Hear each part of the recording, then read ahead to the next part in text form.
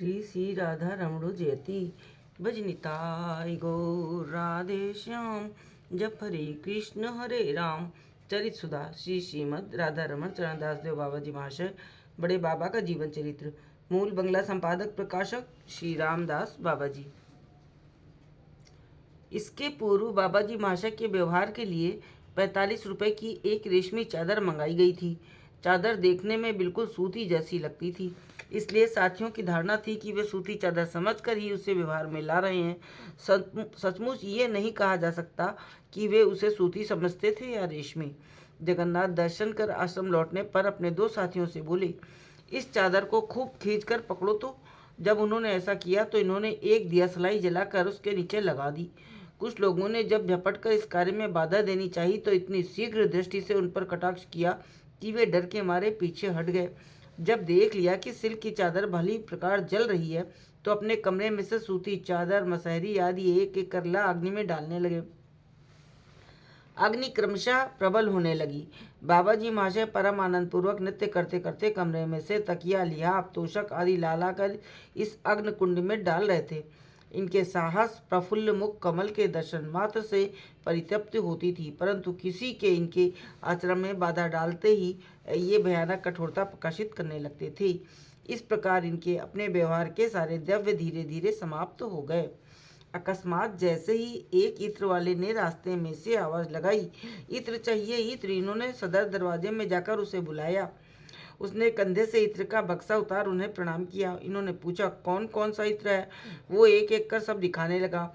जब वो सब इत्र दिखा चुका तो ये उससे बोले, देख इन तमाम शिष्यों को रास्ते में उड़ेल दे। इत्र वाला समझा कि शायद इन इत्रों को अच्छा न समझ ये इस प्रकार प्रयास कर रहे हैं। तब इन्होंने खुद रुकर कहा, बाबा तुम्हें तो पैसे मिलेंगे ना, तुम्हें ये सब विचार करने की क्या जरूरत है? मैं जो कह रहा हूँ वही करना होगा। इतना कह इन्होंने स्वयं एक शीशी धरती पर उड़ेल दी। ये देख इत्र वाला जल्दी जल्दी इनकी आज्ञा के अनुसार इत्र की शीशियाँ रास्ते में उड़ेलने लगा। रास्ते में बहुत से लोग इकट्ठा हो गए।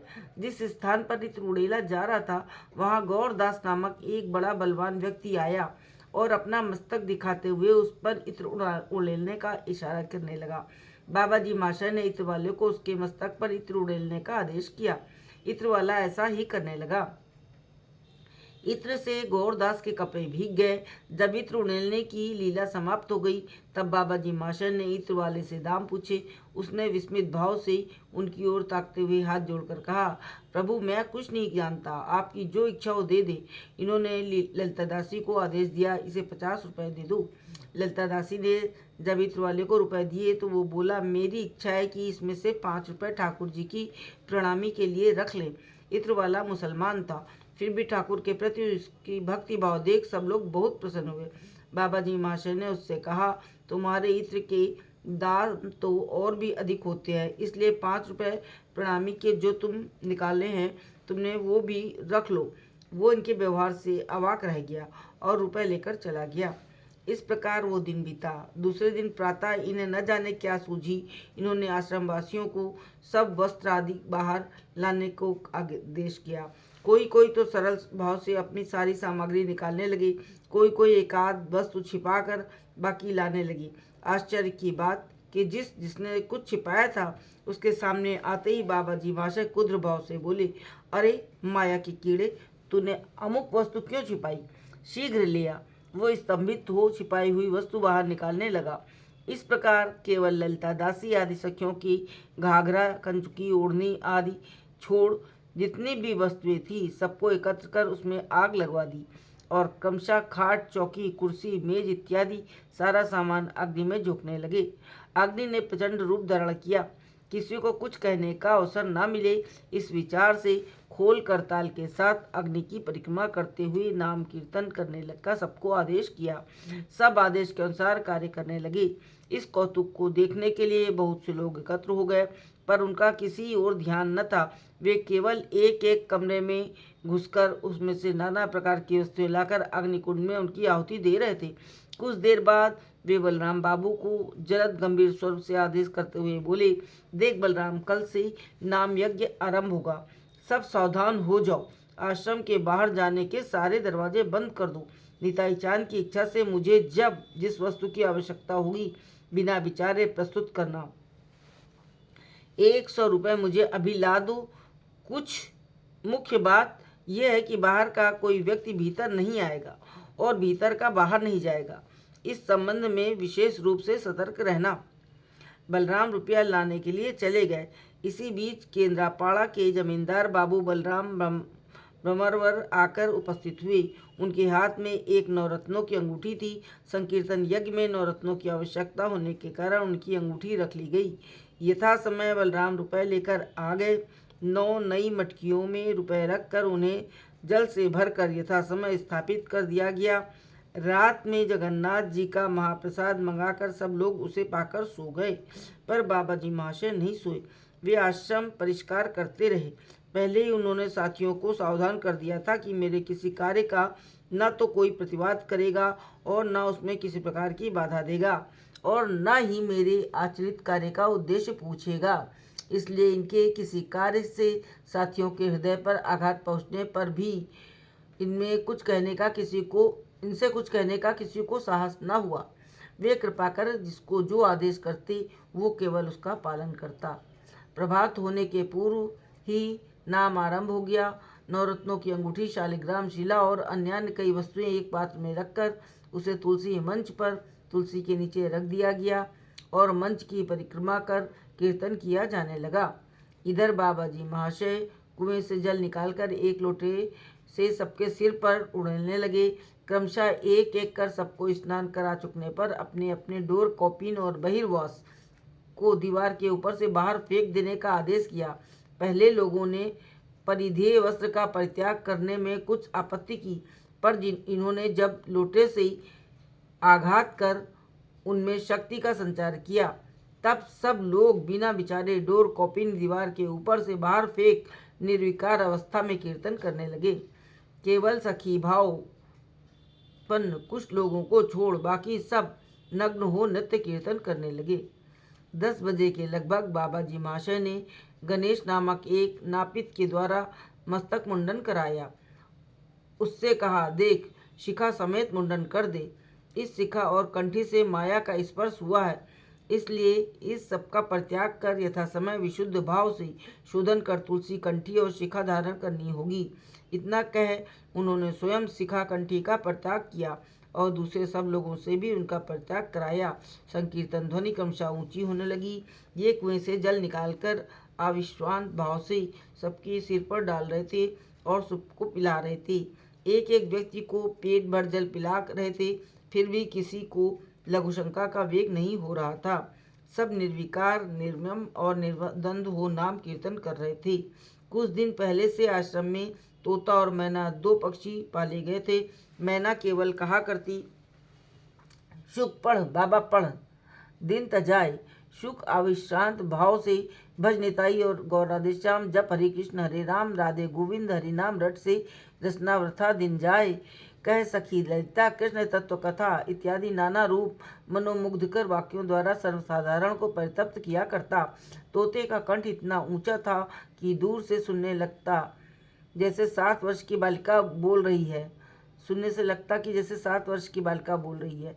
बाबा जी महाशय ने तोता और मैना को पहले पूर्वोक्त काष्ठादिक के जल से और फिर शोधित कुएं के जल द्वारा स्नान कर पिंजड़े के बाहर छोड़ दिया और स्वयं गान आरंभ किया।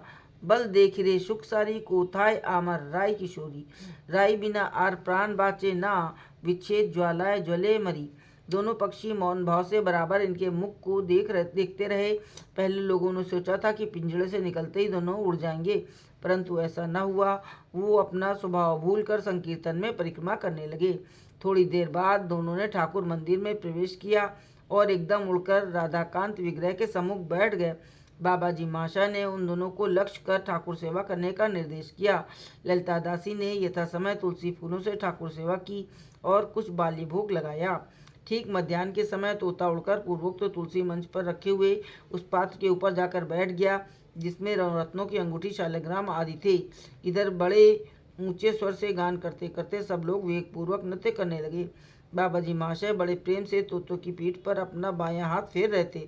सब प्रेमानंद सागर में निमग्न थे। तभी उस तोते ने संकीर्तन महायज्ञ के बीच अपना स्थूल शरीर छोड़ नित्य लीला में प्रवेश किया। बाबा जी महाशय उस तोते के स्थूल शरीर को अपनी छाती से लगा नृत्य करने लगे। पक्षी रूपधारी महात्मा की विरह वेदना से सब लोग कातर हो उठे। सबके नेत्रों में आंसू बह रहे थे, सबके कंठ गदगद थे और अंग पुलकित हो रहे थे, परंतु बाबा जी महाशय तोते के भाग्य की प्रशंसा कर रहे थे। परंतु बाबा जी महाशय तोते की मृतदेह को अपने वक्ष स्थल से अलग नहीं कर रहे थे। थोड़ी देर पश्चात वे अपने शयन गृह में जा तोते को अपने सीने से लगाकर शयन करने लगे। बाहर नाम संकीर्तन हो रहा था। संध्या हो गई, फिर भी बाबा जी महाशय उसी तरह लेटे थे और साथियों को आदेश कर रहे थे कि सावधान, नाम किसी प्रकार बंद न हो। नाम चल रहा था पर बाबा जी महाशय कमरे से बाहर नहीं हो रहे थे। ठाकुर जी को भोग न लगा देख बहुत से लोग आपस में कहासुनी कर रहे थे, पर बाबा जी महाशय से कहने का किसी को साहस न हो रहा था। आखिर प्रेमदाता किसी कौशल से कमरे का दरवाजा खोल अंदर गए। उस समय भी बाबा जी महाशय तोते को सीने पर रखे शयन कर रहे थे। प्रेमदादा धीरे धीरे जा उनके श्री चरण की सेवा करते करते बोले, ठाकुर को कुछ भी भोग नहीं लगा है, किस प्रकार क्या करना है? बाबा जी महाशय बोले, इस सब की तुम्हें चिंता करने की जरूरत नहीं, जब जैसी आवश्यकता होगी मैं कह दूंगा। प्रेम दादा और कुछ न कह सके। बाबा जी महाशय के आदेश से बाहर आकर पूर्ववत नाम करने लगे। बलराम आश्रम के बाहर रहे बाबा जी महाशय के आदेश की प्रतीक्षा करने लगे। अकस्मात बाबा जी महाशय जलद गंभीर स्वर से बोले, बलराम, ठाकुर के भोग के लिए कुछ चाहिए? आज्ञा होते ही बलराम ने सारी सामग्री जुटा दी। फल फूल और मिठाई का भोग लगने के उपरांत सब साथ महाप्रसाद पाने बैठे। ललिता दासी सबको परिवेशन करने लगी। सब नग्नावस्था में 5 वर्ष के बालक के समान निर्विकार भाव से महाप्रसाद सेवन करने लगे। शेष रात्रि में हल्की सी वृष्टि होने लगी। बाबा जी महाशय बोले, प्रेम समुद्र उमड़ पड़े, जगत के ताप और तृष्णा का नाश हो। अरे अमृत वृष्टि हो रही है, सब प्राण खोल कर नाम करो और दोनों भुजाएं उठाकर नृत्य करो। सब ऐसा करने लगे। कुछ देर नृत्य करने के पश्चात बाबा जी महाशय तोते का मृतदेह पूर्ववत सीने से लगाए कमरे के भीतर जा शयन करने लगे। धीरे धीरे सवेरा हो गया। बाबा जी महाशय उस समय भी पूर्ववत शयन कर रहे थे, परंतु तोते का मृतदेह अब नहीं था। सबने विस्मित भाव से जब इनसे पूछा तो बोले, वो नित्य लीला में प्रवेश कर गया। ललिता दासी ने पूछा, उसकी स्थूल देह का क्या हुआ? बाबा जी बोले, जब सशरीर स्वर्गारोहण हो सकता है तब क्या सशरीर ब्रजलीला में प्रवेश नहीं हो सकता? ललिता, कल ही मध्याह्न में तोता स्थूल शरीर परित्याग कर गम्य स्थान को चला गया था। केवल उसका 5 भौतिक देह अचैतन्य अवस्था में यहाँ पड़ा रह गया था। फिर उस अचल देह ने कैसे नित्य लीला में प्रवेश किया? बाबा जी, उसका सूक्ष्म देह इसी स्थान पर रहकर शून्य मार्ग से इस विमल आनंद का उपभोग कर रहा था। जैसे ही अमृत वृष्टि आरंभ हुई, वो फिर से स्थूल देह में प्रवेश कर गया और सशरीर नित्य लीला में प्रवेश कर निकुंज में जुगल नाम कीर्तन करने लगा। सब लोग बाबा जी महाशय की बात सुन अवाक रह गए और तोते पर इनकी अपूर्व कृपा की बात सोच सोचकर विस्मय सागर में खो गए। प्रभात होने पर नाम पूर्वत चलने लगा और आश्रमवासियों पर जल उड़ना भी उसी प्रकार होने लगा। पहले दिन की अपेक्षा आज की व्यवस्था अधिक कड़ी थी। बाबा जी महाशय एक एक व्यक्ति को लिटाकर उसे सिर से पैर तक पैरों से दबा रहे थे और उस पर लगातार जल डाल रहे थे। अपूर्व शक्ति! देखने से लगता था कि इसी मुहूर्त इस व्यक्ति के प्राण निकल जाएंगे, पर जैसे उस व्यक्ति को पद दलित कर छोड़ देते थे, वो दूना शक्ति संपन्न हो नृत्य करने लगता था।